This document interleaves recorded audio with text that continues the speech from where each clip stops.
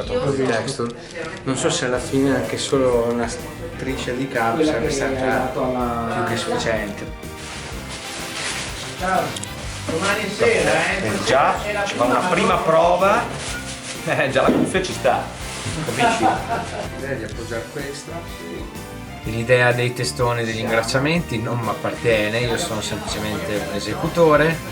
Credo precisamente che l'idea dei testoni sia di Faso, mentre quella dei ciccioni sia di Civas. La persona però con la quale io ho discusso di questi effetti è stato Rocco Tanica, il quale mi aveva mostrato dei design in Photoshop da lui creati. Abbiamo applicato la prima sera le parrucche in modo tale da non rivelare appunto subito la dimensione dei testoni e così abbiamo ottenuto l'effetto che volevamo, perché non tutti hanno capito tutto il lavoro, la testa, le protesi che c'erano.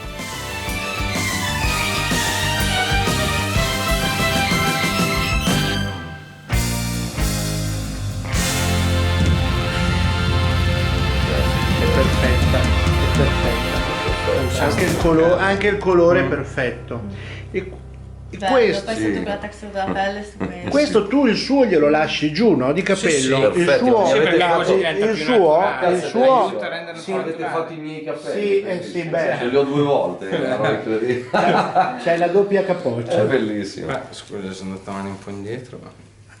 È la gag tipo quella che mi ha fatto molto ridere dell'aereo più pazzo del mondo, dove c'è il tipo che arriva tutto serio con gli occhiali scuri e dice no, c'è qualcosa qui, le cose non stanno andando bene, se li toglie c'è un altro paio Ah, quello che sì, no. spaccati, non cambia un cazzo. Mi è piaciuta tantissimo. Questa è molto bella.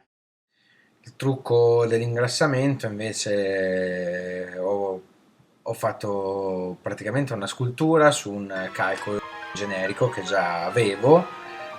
L'ho divisa in 3 parti, un collo che sfumava a metà guancia e poi 2 guance separate che andavano a sfumare e a sovrapporsi appunto alla prima protesi.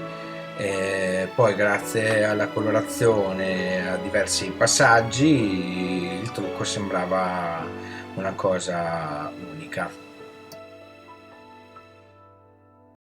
Col taxi con l'autoambulanza. Ah sì?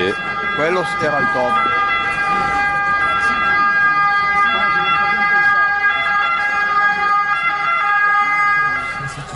Ok.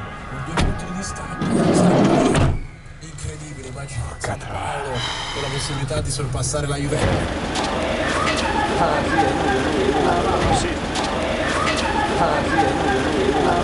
Sì, ciao, grazie. Ciao ciao.